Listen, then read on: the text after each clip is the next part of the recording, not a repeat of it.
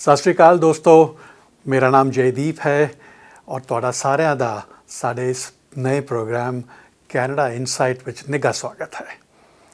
ਜਿਵੇਂ ਤੁਸੀਂ ਸਾਰੇ ਜਾਣਦੇ ਹੋ, ਇਸ ਪ੍ਰੋਗਰਾਮ ਦੇ ਰਾਹੀਂ ਅਸੀਂ ਉਹਨਾਂ ਮੁੱਦਿਆਂ ਦੇ ਉੱਪਰ ਗੱਲਬਾਤ ਕਰਨ ਦੀ ਕੋਸ਼ਿਸ਼ ਕਰਨੇ ਆ ਜਿਹੜੀ ਸਾਡੀ ਰੋਜ਼ਮर्रा ਦੀ ਜ਼ਿੰਦਗੀ ਨੂੰ ਬੇहद ਪ੍ਰਭਾਵਿਤ ਕਰਦੇ ਨੇ।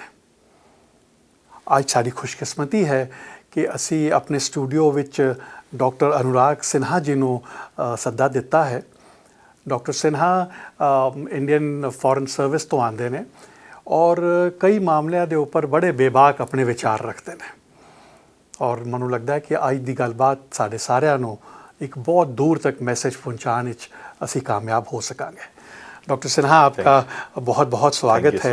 ये प्रोग्राम पंजाबी में हम लोग करते हैं पर हम लोग हिंदी और इंग्लिश और पंजाबी को मिक्स करके आज का ये प्रोग्राम रखेंगे, पर आपका हमारे स्टूडियो में बेहद स्वागत है। थैंक यू सो मच और सत श्री अकाल सबनू।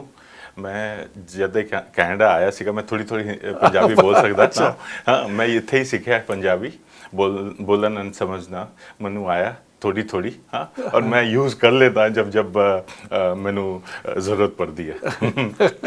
तो जस्ट टू गिव यू कि बहुत अच्छा लग रहा है यहाँ आके और मैं चाहूँगा कि मैं अपना पॉइंट अच्छे से रख पाऊँ और हाश भी हो सकता है बट मैं मेक श्योर करूँगा कि मेरे वर्ड्स दूर तक जाएँ। जी, और डॉक्टर सिन्हा ने डॉक्टर मनमोहन सिंह जी के नाल कई वरे काम किया है। ਇੱਥੇ ਦੀ ਜਸਟਿਨ ਟਰੂਡੋ ਸਰਕਾਰ ਦੇ ਨਾਲ ਵੀ ਬੜੇ ਦੂਰ ਤੱਕ ਇਹਨਾਂ ਨੇ ਕੁਝ ਕੰਮ ਕੀਤਾ। ਬਾਕੀ ਦੀ ਪਾਰਟੀਜ਼ ਨਾਲ ਵੀ ਕੰਮ ਮਿਲ ਜੁਲ ਕੇ ਕੰਮ ਕਰਦੇ ਨੇ। ਸੋ ਅੱਜ ਅਸੀਂ ਇਹਨਾਂ ਕੋਲੋਂ ਮੈਕਸਿਮਮ ਜਾਣਨ ਦੀ ਕੋਸ਼ਿਸ਼ ਕਰਾਂਗੇ ਔਰ ਅੱਜ ਦਾ ਸਾਡਾ ਮੇਨ ਟੌਪਿਕ ਹੈ ਕੈਨੇਡਾ ਇੰਡੀਆ ਰਿਲੇਸ਼ਨਸ, ਜਿਹੜੇ ਪਾਸਟ ਐਂਡ ਪ੍ਰੈਜ਼ੈਂਟ ਔਰ ਜਿਹੜੀ ਬੰਪੀ ਜਿਹੜੀ ਇੱਕ ਸੜਕ ਸਾਡੇ ਸਾਹਮਣੇ ਹੈ, ਰਿਸ਼ਤੇ ਅੱਜ ਦੀ ਡੇਟ ਵਿੱਚ ਬਿਲਕੁਲ ਆਪਣੇ ਨਿਚਲੇ स्तर तक पहुँचे हुए हैं। डॉक्टर साहब, मैं जानना चाहूँगा कि 1974 के बाद कनाडा के और इंडिया के रिलेशंस बहुत तल्ख रहे हैं क्योंकि 74 में जब पोखरान का ब्लास्ट हुआ था, पहला न्यूक्लियर ब्लास्ट, और उससे कनाडा बहुत नाराज़ हो गया था। कैनेडियन टेक्नोलॉजी जो है वो 1940 से इंडिया में है, कैन डू टेक्नोलॉजी, और बहुत काम भी हुआ है उसके ऊपर। पर स्टीफन हार्पर साहब जो एक्स प्राइम मिनिस्टर थे, वो पहली बार 2009 में इंडिया गए तो उन्होंने वो आइस को ब्रेक किया। फिर 2012 में वो दोबारा गए, सिविल न्यूक्लियर डील हुई और बहुत सारे मुद्दों पर हस्ताक्षर हुए और बातचीत भी हुई। पर क्या हुआ कि उनके जाने के बाद लगातार हमारे रिश्तों में वो तलखी आ गई है। Why the relations have gone down? आपसे ज़्यादा बेहतर व्यक्ति कोई हमें कोई बता नहीं सकता। बिल्कुल मैं अपने बारे में बताता हूँ। तो मैं पहले प्राइवेट सेक्टर में था 1995 तक, 1997 में 2000 गवर्नमेंट ऑफ इंडिया ज्वाइन किया। 2011 तक मैं गवर्नमेंट ऑफ इंडिया में काम किया है, पहले मिनिस्ट्री ऑफ कम्युनिकेशंस में, फिर फॉरेन सर्विसेज में। और मेरी बहुत अच्छे से मेरी लर्निंग हुई है how the foreign services work and कैसे हैं ये जो काम करते हैं। तो it was a good kind of experience working with government. And then जब मैं 2011 में यहाँ आया, उसके बाद फिर मैंने यहाँ की हालतें देखी। और जब मैं आया था तो सरप्राइजिंगली कैनेडियन डॉलर जो था वो यूएस डॉलर से ऊपर था। अच्छा। तो जब मैं यूएस लेके आया था तो मुझे $6000 कम मिले थे यहाँ पे जितना मैं लेके आया था उससे। तो वो स्टेज था कनाडा का जब मैं यहाँ आया था। तो मैं ये आप बात कर रहे हैं 2011 एग्जैक्टली 30 मार्च को मैं यहाँ आया था, उसी समय की ये बात है।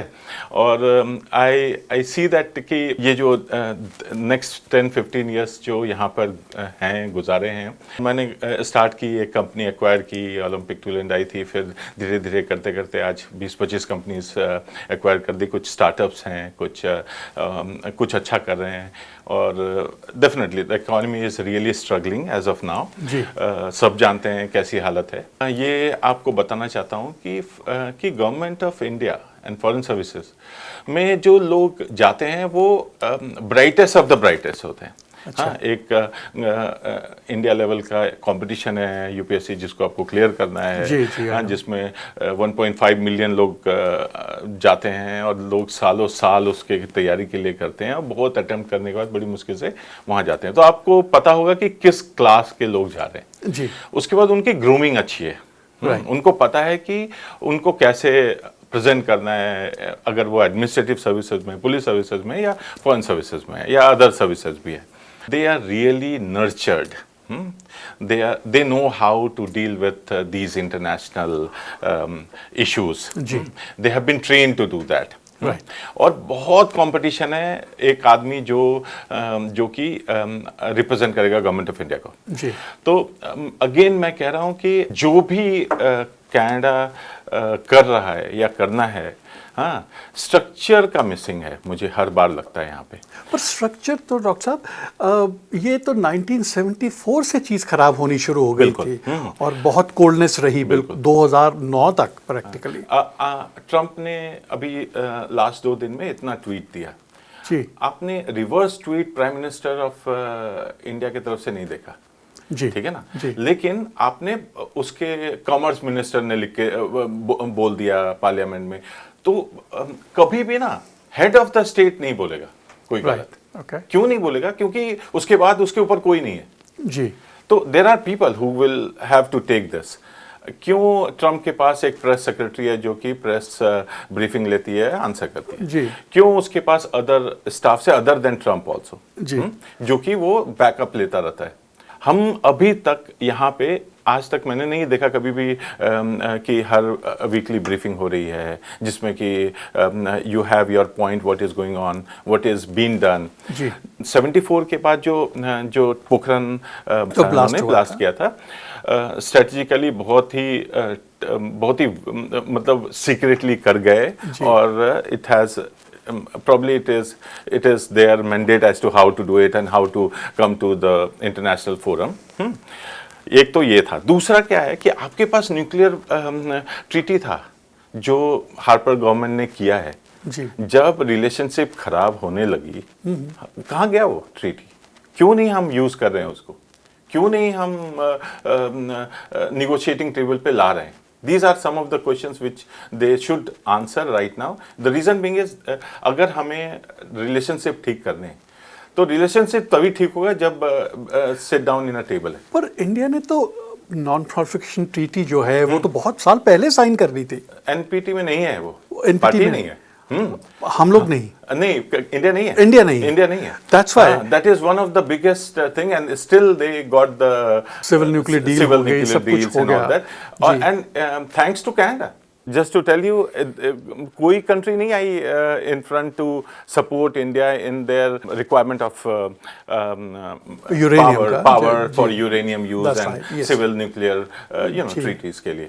Canada has gone so far and put aside everything and helped India. Why now is this situation where we can't even negotiate in a good way? This is one question. पर मुझे लगता है कि हार्पर साहब के time तक तो relations ठीक ठाक थे। मोदी साहब आए थे यहाँ पर 2015 में। फर्स्ट कंट्री मोदी साहब को जो वीजा दिया, बुलाया, स्टेट विजिट दिया, one of the best probably state visit I can say, जहाँ से उनकी पॉलिटिकल जर्नी इंटरनेशनली स्टार्ट हुई, प्रॉब्ली कनाडा है। एंड पार्टी बियॉन्ड, कंजर्वेटिव हो, लिबरल हो, एनडीपी हो, कोई भी हो, जो अच्छा करेगा उसके लिए साथ ही रहते हैं। मुझे लगता है ना कि inexperience has done this mess up. Inexperience आपका कहने का मतलब है कि जो स्टाफ है, कंप्लीट स्टाफ एंड अब एग्जांपल देता हूँ। आप भी थे इंडिया में जब फर्स्ट ट्रिप हुआ था जस्टिन ट्रूडो का। मुझे आज तक ये नहीं पता चला कि कैसे गवर्नमेंट ऑफ कनाडा ने समन नहीं किया हाई कमिश्नर को for the disaster of the trip which happened in 2018 में। जी। आपको तुरंत सम्मन करना था, हाई कमिश्नर को ऑफ इंडिया को बुलाना था, क्वेश्चन आंसर करने थे। यहाँ तो छोटी छोटी बातों में सम्मन हो जाता है।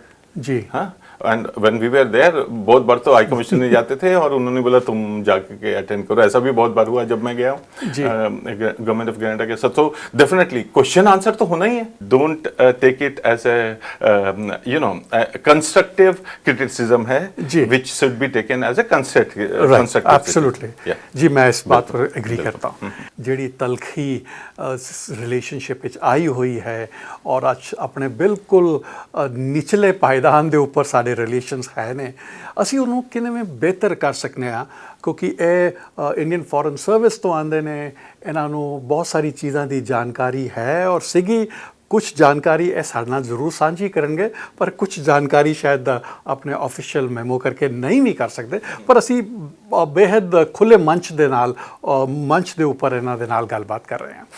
जी डॉक्टर सिन्हा, आप बात कर रहे थे कि इनएक्सपीरियंस कुछ लोग हैं जो प्राइम मिनिस्टर ऑफिस में भी रहे और वहाँ के जो ब्यूरोक्रेसी है, आप उसके ऊपर कुछ कहना चाहेंगे? Just to give an example, there are 204 countries recognized, 4-5 in the world.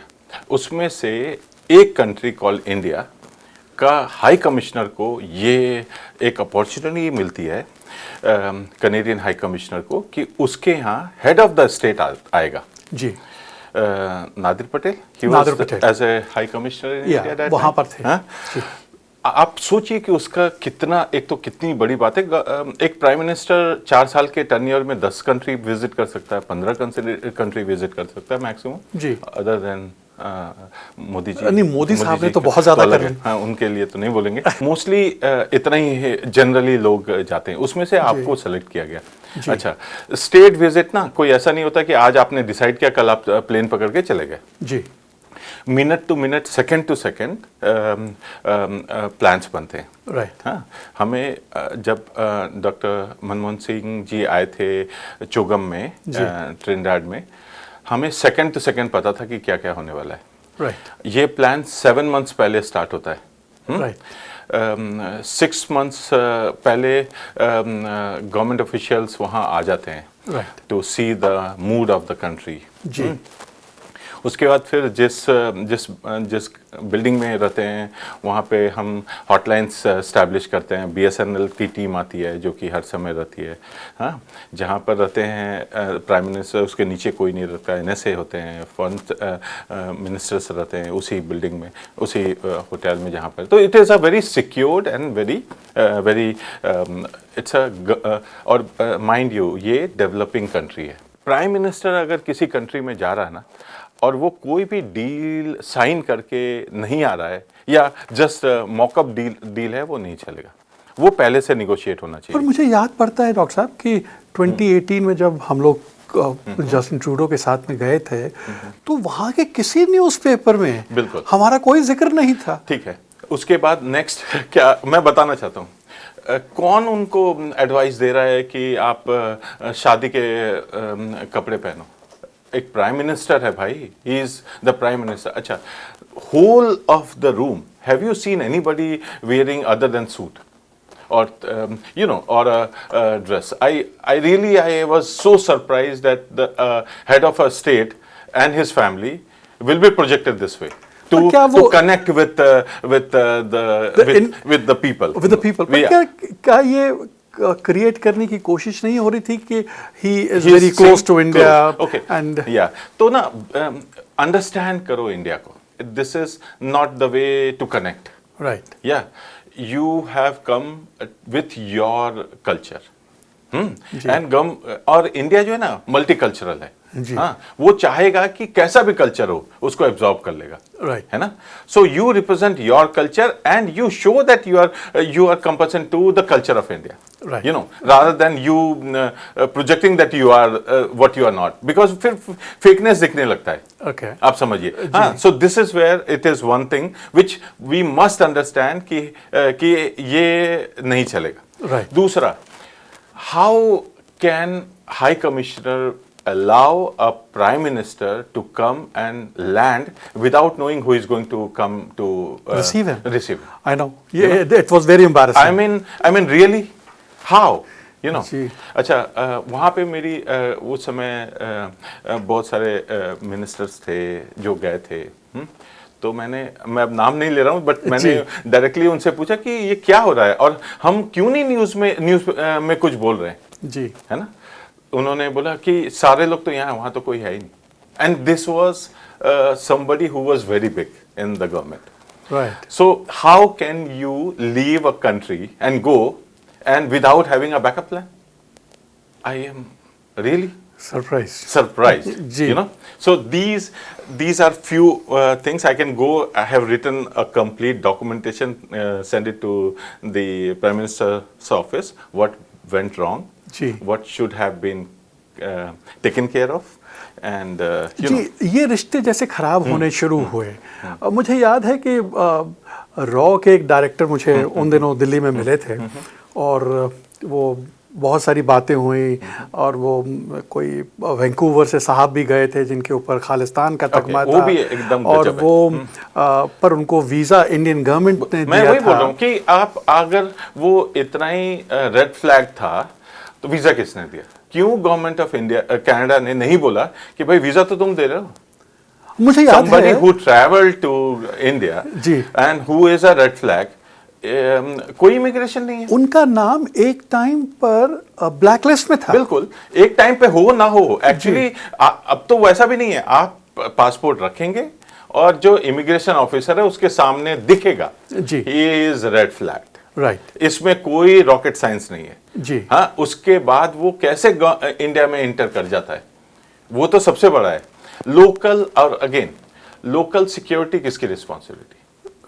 अगर कुछ भी एक हेड ऑफ द स्टेट आया है, उस हेड ऑफ द स्टेट के इवेंट में कोई रेड फ्लैग पर्सन इंटर कर जाए और उसको उल्टा गवर्नमेंट ऑफ इंडिया यूज कर ले, मैं तो पहली बार देखा ये। हाँ, तो ये नाकामयाबी हमारी हुई, पर इंडिया ने कि इसके ऊपर बहुत पॉजिटिव रोल प्ले नहीं किया। बिल्कुल, actually it has to be told to government of India that if that was the case why it was the visa was issued. That's right. First thing is that. The other thing is whose responsibility is, अगर कुछ हो जाए head of the state वहां पर है, उसकी क्या responsibility, किसकी की रिस्पांसिबिलिटी? गवर्नमेंट ऑफ इंडिया की सिक्योरिटी की रिस्पांसिबिलिटी। इसमें तो कोई है ही नहीं, there is no other way. I mean, there should be so many checks and balances to make sure that this should not have happened. जी। You know, and I don't know, आज तक मैंने तो कभी नहीं सुना कि किसी ने ये बोला हो भी। हाँ जी। So I may be rash, you know, but it's not I'm defending as of now I'm defending Canada, but the reason being is that really you are in a defensive mode, right? जी, from the day first. So आपको you need to understand why. I mean this is so, you know. Doctor Sinha, पिछले जो बातचीत जहाँ पर हमारी ख़त्म हुई थी, आपने ये बताया था कि बहुत सारे इनएक्सपीरियंस लोग, और जब तक वो लोग इकट्ठे नहीं आएंगे, उस माइंड फ्रेम के साथ नहीं आएंगे, तो बात आगे बढ़ेगी नहीं। मैं इसके ऊपर एक स्टेप पीछे और जाता हूँ। 2012 के अंदर जब स्टीफन हार्पर साहब सेकेंड टाइम इंडिया गए थे, तब इंटरनेशनल स्टूडेंट्स कुछ महज 22,000 के आसपास यहाँ कनाडा आया करते थे। उनका मानना था कि हमें ऑल्टरनेट मार्केट्स ज़रूर ट्राई करनी चाहिए, and India is a very growing market. और डॉक्टर मनमोहन सिंह जी के साथ उनके बड़े अच्छे रिलेशंस थे, और हमने एक फ्री ट्रेड भी शुरू किया था जो 80% तक बातचीत हो गई थी। पर वहाँ पर सरकार चेंज हुई और यहाँ पर सरकार चेंज हुई, तो वो ठंडे बस्ते में चला गया है। वो आज भी वो नहीं मूव हुआ है बिल्कुल भी। उनके आने के बाद, उनके जब हार्पर साहब वहाँ पर आए, और 2-3 साल में इंटरनेशनल स्टूडेंट्स का जो यहाँ पर आना हुआ, और फिर ट्रूडो के टाइम पर भी पिछले 10 सालों में जितने स्टूडेंट्स आए, वो कनाडा के लिए एक बहुत बड़ी फाइनेंशियल स्टेबिलिटी साबित हो रहा था, क्योंकि आप 3 टाइम्स ज़्यादा पैसे चार्ज करते हैं। यहाँ की यूनिवर्सिटीज़, यहाँ के कॉलेजेस के लिए वो एक बहुत बड़ा कदम था। पर क्या बात हुई कि इंटरनेशनल स्टूडेंट्स जब यहाँ पर आए, और आज से कुछ दिन पहले एक टोरंटो स्टार में एक आर्टिकल छपा था कि the hate wave against south Asians. और जब आप साउथ एशियंस कहते हैं तो आप मैक्सिमम इंडियंस हैं, इंडियंस कहते हैं तो पंजाबीज, और वो जो लॉट है, तो ये जो ग्रज यहाँ के लोगों को बहुत ज़्यादा हुआ स्टूडेंट्स के अगेंस्ट, या जो विजिटर्स आए, इसका क्या कारण हो सकता है? कनेडियन इकोनॉमी में एवरी ईयर करीब $5 बिलियन इंटरनेशनल स्टूडेंट लाया। ओके। सबसे पहले ये समझिए जी। ये बहुत बड़ा पैसा है जी, और मैक्सिमम इंडिया से आया। बिल्कुल, मैक्सिमम 90%, 95% इंडिया से आया। एक तो वो है, इन्होंने लास्ट कपल ऑफ इयर्स में जैसे ओपन अप कर दिया पूरा। जी। और मेजर इशू क्या हुआ, लेट मी टेल यू। जो स्टूडेंट्स को इन्होंने यहाँ पे बुलाया, जी, वो उनको ग्रूम नहीं किया। राइट। ठीक है, उनको बताया ही नहीं कि what is Canada, how to live in Canada, garbage कैसे डिस्पोजल करते हैं, मतलब एक सिंपल एग्जांपल में लॉ क्या है, हाँ, तुम्हारे क्रेडिट हिस्ट्री का मतलब क्या है ना, how to build your credit history. So बहुत कुछ मैं आपको बताऊं जो कि ये this should have been done in India. Okay. And they should have this system which need to be there, which train them to live in Canadian high commission वहाँ करेगा कि नहीं, इंडियन तो वहाँ पर जो ऑर्गेनाइजेशन है उनको करना चाहिए? तो यूनिवर्सिटीज ने टाई अप किए सबसे, राइट, एंड टाई अप करके ही स्टूडेंट्स बुलवाए। जी। Definitely there has to be somebody who was bringing student, either वो एजेंट हो या व्हाटएवर हो। जी। जब भी वो आने वाले होते तो उनको ये एक सिस्टम जरूर रखना था 1 month 2 month का, how to live here. Right. दूसरा क्या हुआ कि इनके पास इंफ्रास्ट्रक्चर रेडी नहीं था इतने स्टूडेंट्स के लिए, ना इधर यूनिवर्सिटीज के पास था, ना इधर कॉलेजेस के पास था, या किसी के पास रहने के लिए। जी। And third thing was timing was also wrong. COVID आया, प्लस ये आया, तो इस चक्कर में बहुत सारे जॉब्स नहीं थे। हाँ, ये एक टाइमिंग का भी इशू है। अच्छा, उसके बाद फिर साउथ में गवर्नमेंट बदल गई तो टैक्सेस बढ़ गए, और उसको भी लेकर के बहुत सारे चैलेंजेस आ गए और जॉब्स की इशू हो गई। जब मैं देखता हूँ ना कि ये ऑन एंड ऑफ सिचुएशन नहीं होना चाहिए। जी। एकाएक आपने इतने स्टूडेंट्स बुलाए, और उसके बाद एकाएक आपने बंद कर दिया। राइट। ठीक है, 35% कम कर दिया आपने एकदम। नहीं, 35 तो बोल रहे हैं जी। 180 लेटर्स, एक 180,000 लेटर्स इशू हुआ है। 3,000 स्टूडेंट ने वीज़ा मिला है कि 30-40 हज़ार को, कोई आया नहीं, ओनली 3,000, बिकॉज नाम खराब हो गया कनाडा का। राइट। है ना, कि जब नेगेटिव पब्लिसिटी एंड जॉब्स नहीं मिल रहे हैं, या लोग अपने आप रील्स डाल रहे हैं, आजकल बहुत पॉपुलर है, अगर एक भी रील डाल दिया वो मिलियन व्यूज हो जाता है और सबको पता भी लग जाता है ना। These challenges has really impacted them. Plus जो भी इंडिया से आ रहा है उसका एम तो यही है कि यहाँ सेटल होना है। जी, बिल्कुल। उसका बहुत कम है जिनका एम है कि यहाँ पढ़ के वापस जाके वहाँ काम करेंगे, बहुत कम है। ये परसेप्शन फेक परसेप्शन है कनाडा का, जो कि उनको लगता है कि अच्छा वो सिर्फ यहाँ स्टडी करेंगे वापस चले जाएंगे। इनको अपना परसेप्शन चेंज करना है कि अगर लोग आ रहे हैं तो वो सेटल होंगे। जी। अच्छा, दूसरा मैं आपको और एक बात बताना चाहता हूँ कि अगर एक स्टूडेंट आता है, जो पैसा लाता है उसको छोड़ दीजिए, वो है 19 साल का, 20 साल का, 21 साल का, 0 से लेके 21 साल बनाना, अगर एक कनेडियन को बनाएंगे, गवर्नमेंट ऑफ कनाडा उस पर कम से कम नहीं तो 2-3 मिलियन इन्वेस्ट करेगा। जी। एजुकेशन फ्री है, बसेस फ्री है, बहुत कुछ फ्री है, जिससे कि वो टिल ग्रेड 12 फ्री में एजुकेशन लेता है, उसकी कॉस्ट है ना। अगर आपको वो एक्सपर्टीज फ्री में आपके कंट्री में आ रहा है तो सोचिए कि कितना बड़ा एसेट आ रहा है आपके पास। जी। है ना, आपको उसको नर्चर करना है और उसको राइट पाथ पे लगाना है, चाहे वो आपका बेटा हो, चाहे वो बाहर से इंटरनेशनल स्टूडेंट आ रहा हो, कहीं के किसी भी कंट्री का, आपको उसको नर्चर करके और उसको आगे बढ़ाना। आपको तो 0 से नहीं स्टार्ट करना है। जी। आपने उस लेवल पे उस स्टूडेंट को आपके पास आए। एक इंजीनियर इंडिया से आया तो आपके पास 4 मिलियन आया। आप वो वैल्यू सोचिए। Human has a value which they have been, which they have been gained in knowledge, in way they have been. तो आपने ना स्टूडेंट को एक स्केपगोट ले लिया। राइट। हाँ, this wasn't right in my opinion. Right. उनको, और क्यों हुआ गवर्नमेंट के, इसमें मैं 100% गवर्नमेंट को ब्लेम करना चाहूंगा, क्योंकि चाहे तो आपने वीजा देना नहीं था। जी। अगर आपने दिया है तो आपको वो सिस्टम होना चाहिए था। जी to place them. I know. है ना, या to give them a kind of better life or whatever, because they have invested. That's right. You know, they brought money to the country. जी अच्छा, आप सोचिए, अगर 500,000 स्टूडेंट आ रहा है और 500,000 को क्रेडिट कार्ड इशू करना है, आपको कितना पीपल एम्प्लॉय करना है? कम से कम नहीं तो 100,000, 60,000, 50,000. So bank have done that. Ji. So not only one sector, every sector started Was not prepared. Flourishing. Flourishing, right? Ji, ji. You get cheap labor which is intelligent enough to work for you.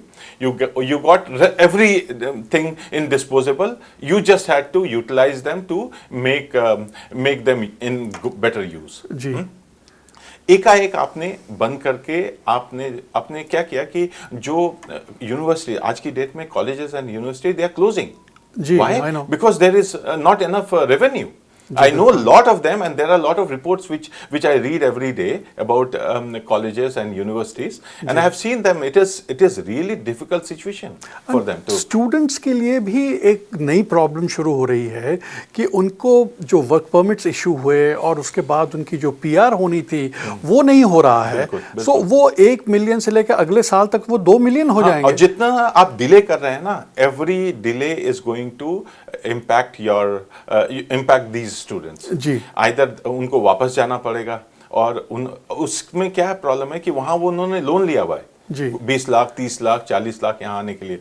Despite अब उनके पास job भी नहीं है, यहाँ से वापस भी चले गए. अब वहां पर उनको जॉब खोज के वो लोन रिपे करना है जो कि कनाडा के लिए लिया था. जी तो these all thing has a replicable effect on students, ji. their life, their well-being of and मुझे तो लगता है humanitarian crisis है जो That's कि right. they should have I mean जी. देखो, nothing against anything what the government does. 1.2 billion खर्च कर देते हैं होटल में रखने के लिए for people who are seeking asylum, and students के लिए आप जो पैसे लेके आ रहा है उसके लिए आप एक पाथ भी नहीं उनको दे रहे हैं, या उनको एक विजन नहीं दे रहे हैं जो यूटिलाइज कर पाए. That's I mean that is something. अच्छा, again last 15 years में जी मैंने आज तक ऐसा नहीं देखा जो कि एक टेक्नोलॉजी और एक इनोवेशन इस कंट्री ने वर्ल्ड को दिया. राइट है ना. In my opinion we are one of the most innovative country. आपके पास जो मैन पावर है, जो यंग मैन पावर एंड जो एक्सपीरियंस मैन पावर जो आपके पास आ रहा है, फॉर्चुनेट इनफ कि लोग मूव करना चाहते हैं अपनी कंट्री से यहाँ, वो लोगों को आप यूटिलाइज करके आप तो वंडर्स कर सकते हैं. जी पर वो नहीं. वहां पर इंसुलिन यहाँ से इन्वेंट हुआ था. जी country which gave the world insulin. जी कहाँ गया? हम एक जब कोविड हुआ एक वैक्सीन नहीं बना पाए, एंड रफली 3-4 बिलियन उस पर इन्वेस्ट हो गया. एक वैक्सीन नहीं निकला उस फैक्ट्री से. एक बात मैं आपसे और जानना चाहता हूँ क्योंकि आपका बैकग्राउंड इंडिया से है, वहाँ से है. रॉ का इंडियन इंटेलिजेंस एजेंसी का कनेडियन पॉलिटिक्स में कितना इंटरफेरेंस है, और ये ज़्यादा कब से होना शुरू हुआ? और सेकेंडली, जब हरदीप निज्जर साहब का एक मर्डर होता है वैंकूवर में, जो सो कॉल्ड खालिस्तानी प्रोटैगनिस्ट थे, और उसको इंडिया के ऊपर पूरा ब्लेम जस्टिन ट्रूडो साहब ने किया, एंड देन रॉ का सबसे बड़ा ब्लंडर हुआ यूएस के अंदर जब वो गुरपतवंत सिंह, एक दूसरे सो कॉल्ड खालिस्तानी प्रोटैगनिस्ट हैं, उनको एडवांस किसी को किलर को दिया गया था, तो वो अंडर कवर निकला वहाँ की पुलिस का. इसके बारे में आप क्या कहना चाहते हैं? क्या इतना इंटरफेरेंस रॉ का और इंडियन गवर्नमेंट का यहाँ हुआ है, जिस पर जस्टिन ट्रूडो साहब ने पार्लियामेंट में खड़े होकर बहुत बड़ा बयान दे दिया था? एक तो रॉ का काम ही यही है जी. हाँ, कि सिक्योर करना इंडिया को. जी. उनका मैंडेट है. कैसे सिक्योर करना है, that is their progressive, how they work, and they do this. और सारे इंटेलिजेंस एजेंसी अक्रॉस ग्लोब यही काम कर रहे हैं, just between you and me. जी. तो ये तो है इनका काम. दूसरा क्या है ना कि जब तक वैलिडेट ना हो, जब तक कि एकदम ठोस अप्रूव्ड ना हो कि इसके हाथ हैं, तब तक मुझे नहीं लगता था कि जस्टिन ट्रूडो जी को जाके पार्लियामेंट में बोलना था. पर उनके पास कोई ना कोई डेफिनेटली होगा डेफिनेटली, क्योंकि इतना बड़ा इल्जाम वो लगा नहीं सकते। एब्सोल्युटली, मैं नहीं बोल रहा हूं कि नहीं होगा। जी। तो आपके पास नेशनल सिक्योरिटी एडवाइजर नहीं है, फॉरेन अफेयर्स मिनिस्टर नहीं है, आपके पास और कोई मिनिस्टर नहीं है जो ये बात बोल सकता है वहां पर खुल के। आपको ऐसे prime minister head of the state है, प्लीज अंडरस्टैंड करें जी। हाँ, हेड ऑफ द स्टेट को कभी भी ऐसा बात नहीं बोलना है जो उसको कभी जिंदगी में बैक ट्रैक करना पड़े। राइट, आप समझे? अगर आपके पास सब इंफॉर्मेशन है, प्रूवन नहीं है, नहीं तो अगर मैं ही डिसाइड करूं कि what is wrong and what is right, तो फिर कोर्ट की क्या जरूरत है? जी। फिर ड्यू प्रोसेस की क्या जरूरत है? फिर एनीथिंग की क्या जरूरत है? जी। अगर आज भी हम बोलते हैं कि ये लोग खालिस्तानी हैं कि नहीं अभी तक पता नहीं है, जी, है ना? क्यों? क्योंकि ड्यू प्रोसेस नहीं है। खालिस्तान का जो इशू है ना, वो इंडिया का इशू है जी। वो कनाडा का इशू नहीं है। डेफिनेटली ओपन सोसाइटी है, फ्रीडम ऑफ स्पीच है, आप कर लीजिए जो आपको करना है। Government of India and government of Canada को एक साथ एक टेबल पे बैठना चाहिए जी। 10 पॉइंट एजेंडा लेके बैठना चाहिए, सीधा 10 पॉइंट एजेंडा पे बात करो कि कैसे हम नेक्स्ट लेवल पे ले जा सकते हैं। क्या मोदी साहब जो अभी आए थे G7 की मीटिंग के लिए यहाँ पर, उनको पहले तो इनविटेशन नहीं गया था, और बाद में किन्हीं प्रेशर से इनविटेशन उनको भेजा गया और वो भी आए।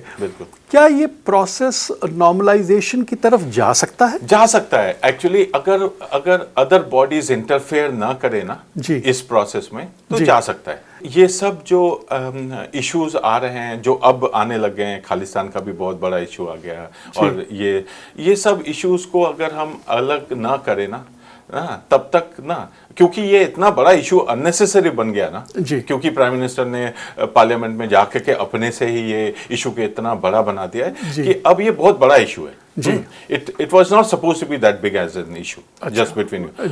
मैं मुझे तो नहीं लगता कि मैंने कभी भी ऐसा कोई, इतने सालों में कभी भी ऐसा कोई फील भी किया हो कि ऐसा कोई है ना? तो मुझे नहीं लगता है। हाँ, लोग हैं बोलने वाले। डॉक्टर साहब, आप जानते हैं मैं जर्नलिस्ट हूँ और मैंने कितना लिखा है सारी चीजों के ऊपर, पर ऐसा कभी कोई मुझे प्रेशर यहाँ पर दूसरा क्या जानते हैं, मुझे लगता है कि जो खालिस्तान इशू है ना, मुझे लगता है कि कभी भी रिकंसिलिएशन नहीं हुआ इंडिया में।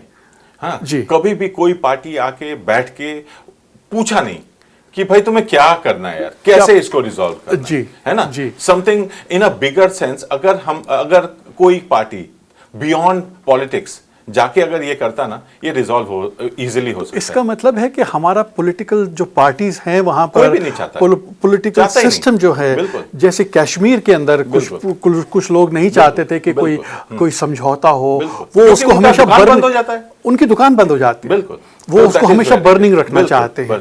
मुझे ये फील आया था कि कनेडियन गवर्नमेंट एक स्पष्ट एक स्टेटमेंट इंडियन गवर्नमेंट से चाहते हैं कि अगर रॉ इन्वॉल्व था या कुछ भी लोग इन्वॉल्व थे, तो दे शुड फील सॉरी कि हमने यहाँ पर आके कनेडियन सॉइल पर एक कनेडियन को हमने मारा है। सो जब तक वो नहीं होगा तो यहाँ की कम्युनिटीज भी बहुत एट ईज नहीं होंगी कभी भी। हाँ, एक्चुअली जानते हैं कैसे बोलेगा जी? पहले तो प्रूफ नहीं हुआ जी, ठीक है ना, प्रूफ होगा भी नहीं कभी, क्योंकि इतना बेवकूफ तो रॉ भी नहीं है, नहीं जो कि ट्रेल छोड़ दे या जो कि ये करे, होगा ही नहीं कभी। हाँ, और क्या है कि अगर आप मानेंगे तो मानेंगे कैसे, क्योंकि करा ही नहीं, वो तो डिनायल मोड पे है जी। हाँ, डिनायल मोड में होगा ना, हर कोई सेम मोड पे होगा जी। अगर हम other side of the table in something which Canadian government would have done in India, same issue है, डिनायल मोड पे होगा जी, और कभी भी नहीं वो होगा। हमें उसके बियॉन्ड जाना है,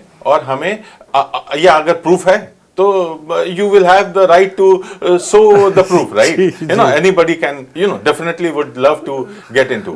लेकिन इंडिया जो है ना, बहुत बड़ी इकोनॉमी बन गई। आप सोचिए 10 साल में 11th पोजीशन से 4th पोजीशन पहुंच गया, 3rd होने वाला है वेरी सून। ग्रोथ 10% 10 के ऊपर है। हाँ, हम 1.1 1.2 पे भी स्ट्रगल कर रहे हैं जी। हमारे पास इंडिया के पास 1.5 बिलियन पॉपुलेशन है, काउंटेड अनकाउंटेड जी। तो आप सोचिए कि कितना बड़ा मार्केट है वहां पर जितना स्टार्टअप शुरू हो रहा है ना, यहाँ पर हम सोच भी नहीं सकते बिकॉज ऑफ बैरियर्स, जी। Barriers of making these things happen, barriers of coming the new product, और बैरियर्स ऑफ इंश्योरेंस चाहिए, बहुत कुछ है, क्योंकि जी। स्टार्टअप्स के लिए it's not a country where you can easily get it, support भी नहीं है गवर्नमेंट का इतना एज सच। एआई आ गया है ना, एआई विल डेफिनेटली, एंड हम अभी एआई का चैंपियन बन सकते हैं, हमारे पास वो स्किल सेट है, क्योंकि उसके लिए ज़्यादा लोग नहीं चाहिए, जी, हाँ? जी। तो वो एक एवेन्यू है। आज कल एआई एजेंट्स एक कॉन्सेप्ट है where you can, the AI can take control of everything and do actions against whatever is required. So definitely lot of things we can be done. अगर हम चाहते हैं कि ठीक हो जाए जी, तो डिफरेंट रास्ता है, अगर हम चाहते हैं कि नहीं पहले ये मैटर रिजॉल्व हो जाए तो डिफरेंट रास्ता है, जी। हाँ, then you have to make sure that the proof which you are getting it should be viable enough to accuse and make bring them to justice, definitely. और अगर वो होता है तो then it makes a lot of sense कि हाँ really में, क्योंकि बोलना और प्रूफ करना बहुत डिफरेंट चीज है ना, बिल्कुल जी। तो थैंक यू डॉक्टर साहब, आपने इतना इम्पोर्टेंट इनपुट हमें दिए हैं, और हम आपका तहे दिल से दोबारा शुक्रिया अदा करते हैं कि आपने टाइम निकाला और आप हमारे स्टूडियो में आए और इस बातचीत के लिए। दोस्तों, मनो उम्मीद है कि ਤੁਸੀਂ ਸਾਡਾ ਅੱਜ ਦਾ प्रोग्राम ज़रूर इंजॉय किया होएगा, और अगले प्रोग्राम तक शबा खैर।